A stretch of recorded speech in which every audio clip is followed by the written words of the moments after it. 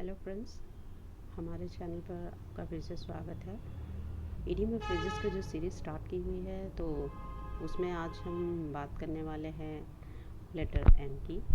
तो letter M में आज हम कवर करेंगे 1 to 18 एंड उसको अच्छे से समझाते हुए एक एक पार्ट को चलेंगे। अच्छे से समझते हुए चलिएगा दोस्तों। ये हर एग्ज़ाम के लिए, इंग्लिश, लिटरेचर या ग्रामर का जो भी एग्ज़ाम के लिए स्टूडेंट्स प्रिपेयर कर रहे हैं, उनके लिए बहुत इम्पॉर्टेंट रहने वाली है सीरीज़। तो अगर अभी तक आपने हमारे चैनल को सब्सक्राइब नहीं किया है तो सब्सक्राइब कीजिए, बेल आइकन को दबाइए और प्लीज़ हमें सपोर्ट कीजिए। तो चलिए स्टार्ट करते हैं। Make both ends meet to live within one's means make both ends meet मतलब होता है कि आप जो भी कमाते हैं, चाहे वो कम है या ज़्यादा, उसी के अंदर जो है अपनी ज़रूरतों को पूरा करना, अपने घर का खर्च चलाना। As my uncle has to bring up 5 children, he finds it difficult to make both ends meet. As my uncle, जैसे कि मेरे जो अंकल हैं, उनके 5 बच्चे हैं, तो उनके लिए बहुत मुश्किल हो जाता है कि अपनी ज़रूरतों को पूरा करना, जो भी वो कमाते हैं उसी से अपने खर्चे पूरे करना। नंबर सेकंड पर है mend one's fences to make peace. Mend one's fences means शांति को बनाए रखना, सौहार्दपूर्ण माहौल को कायम रखना।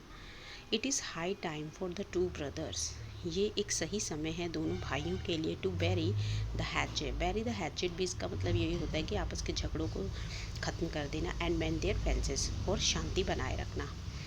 Move to the next, make a clean breast to confess.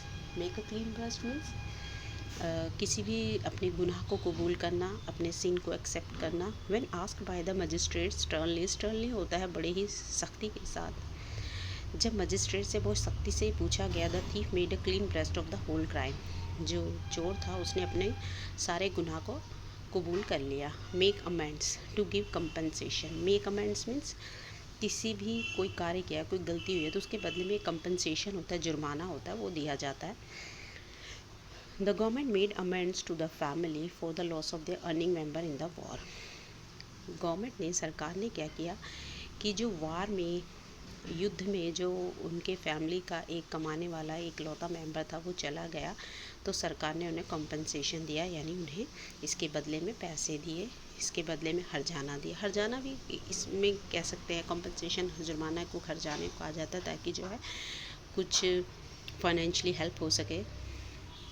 Make the most of to utilize time.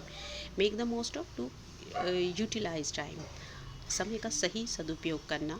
Student should make the most of their time if they want to get an administrative job. Students को चाहिए कि वो अपने समय का सदुपयोग करें यदि वे चाहते हैं कि कोई भी प्रशासकीय कार्य या जॉब वो चाहते हैं, तो इसके बदले में उन्हें अपने समय का सही सदुपयोग करना चाहिए। Move heaven and earth to try at most. Move heaven and earth means ज़मीन से आसमान तक पूरी मेहनत कर देना, अपनी पूरे जो है सोर्सेज लगा लेना, अपनी पूरी दिलो जान से किसी भी चीज़ को, कार्य को करने के लिए मेहनत करना। Ramesh moved heaven and earth, Ramesh ने पूरी दिलो जान से मेहनत की। To gain his end but fail, अपने अंत को प्राप्त करने के लिए जो भी वो कार्य कर रहा है, बट क्या हुआ, आखिर में वो फेल हो गया। नंबर 7 पर है make sure. Make sure means किसी भी चीज़ की निश्चितता होना। एज सर्टेन, कोई भी कार्य जो है निश्चित होना। We went to the office to make sure, हम ऑफिस गए ये पक्का करने के लिए या निश्चित करने के लिए, if our exam would start in the next week, क्या हमारे जो एग्ज़ाम है नेक्स्ट वीक स्टार्ट हो जाएंगे। नंबर 8 पर है make neither head not tail not to understand. Not to understand means make neither head not tail, यानी कुछ भी समझ में ना आना। The students can make neither head not tail of what mister Dev teaches them. Mister Dev जो भी उन्हें पढ़ाते हैं, स्टूडेंट्स क्या होते हैं, उन्हें कुछ भी उसका समझ में उनका नहीं आता। नंबर 9 पर है दोस्तों moot point, a debatable point undecided. Moot point होता है जिसकी कोई एक ऐसा पॉइंट जिस पर डिबेट की जा सकती हो, जो अनडिसाइडेड हो, निश्चित ना हो, और जिस पर डिबेट की जा सके। The question of abolition of child marriage. जो बाल विवाह होता है उसको पूरी तरह से एबॉलिश करना, यानी उसको बिल्कुल ख़त्म करना, जड़ से उखाड़ना is a moot point, debatable point है as far as Indian are concerned. जब तक इंडियंस की इस बारे में कोई बात आती है तो चाइल्ड मैरिज की बात भी ज़रूर होती है। तो इसकी जो अबॉलिशन है, जड़ से उखाड़ फेंकना जो है, एक बड़ा ही क्वेश्चन बना हुआ है। Meet one's Waterloo to face final defeat, अपनी आखिरी जो है हार का सामना करना। मीट वंस वाटरलू का मतलब होता है जब कोई इंसान किसी कार्य में अपनी आखिरी हार का सामना करता है। Tipu Sultan met his Waterloo in the fourth battle of Mysore. Tipu Sultan अपनी आखिरी हार, जो उनकी हुई हार का सामना उन्होंने किया तो किस बैटल में किया? बैटल ऑफ मैसूर में, फोर्थ बैटल ऑफ मैसूर में उन्होंने उनकी आखिरी जो हार है वो। Man of letters, literary person. Man of letters means एक पढ़ा लिखा बहुत ही स्कॉलर पर्सन होता है, उसके लिए यूज़ किया जाता है। डॉक्टर राधा कृष्णन। डॉक्टर राधा कृष्णन जो थे वो थे एक लिटरेरी पर्सन थे, एक बहुत बड़े स्कॉलर थे, बहुत पढ़े लिखे विद्वान थे। Make light of, not to care. Make light of, किसी भी चीज़ की परवाह ना करना, ध्यान ना देना। He is in the habit of making light of the advice of his parents. वो उसकी क्या आदत है? अपने माता पिता की जो भी सलाह होती है तो वो उनको लाइटली लेता है, यानी केयर नहीं करता, ध्यान नहीं देता है।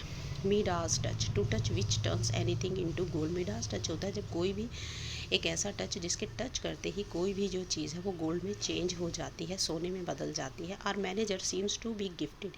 हमारा जो मैनेजर, ऐसा लगता है कि भगवान की तरफ से उसे गिफ्ट दिया गया है या फिर वो गॉड गिफ्टेड है विद मिडास टच, कि वो कोई भी अगर चीज़ को छूता वो सोने में बदल जाती है।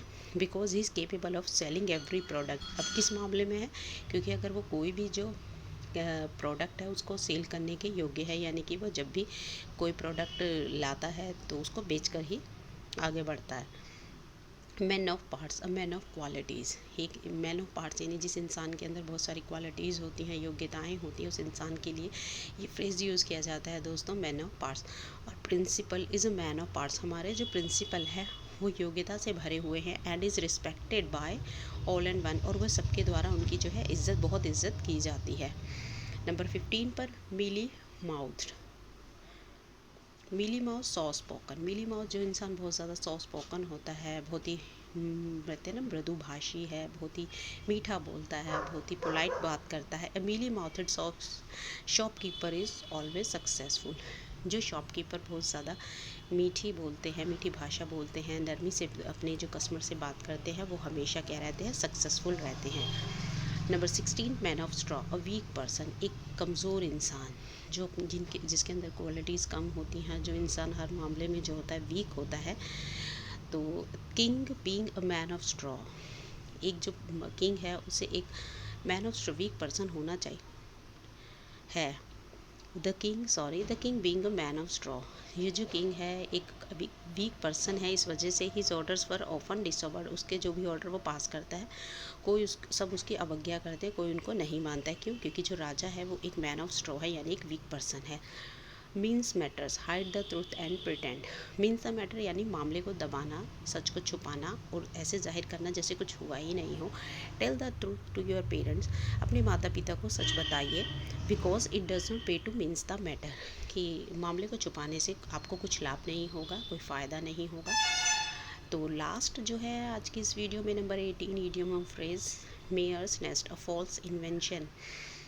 मेयर्स नेस्ट यानी कि एक गलत जो है, एक ख्वाब होना, एक बेकार सी सोच होना जिसका कोई यूज़ नहीं होता है। एक मेयर कहते हैं ना, एक झूठे एक ख्वाब में रहना। The involvement of teacher in the scheme prove to be a mare's nest. अब ये क्या हुआ? द इन्वॉल्वमेंट ऑफ टीचर की जो इन्वॉल्वमेंट थी इस स्कीम में, उसने क्या साबित किया? वो जस्ट एक फॉल्स इन्वेंशन ही हुई, एक बेकार का एक आइडिया ही साबित हुआ कि उनको इसमें शामिल किया गया। तो ये जो एक बेकार का आइडिया रहा, बेकार की एक इन्वेंशन रही। तो चलिए दोस्तों, आज की इस वीडियो में इतना ही। तो हमने अच्छे से समझाते हुए आपको एक एक वर्ड को, एक एक फ्रेज़ को चले हैं। तो मिलते हैं अपनी नेक्स्ट वीडियो में नेक्स्ट लेटर के साथ। आज के लिए इतना ही। Thank you.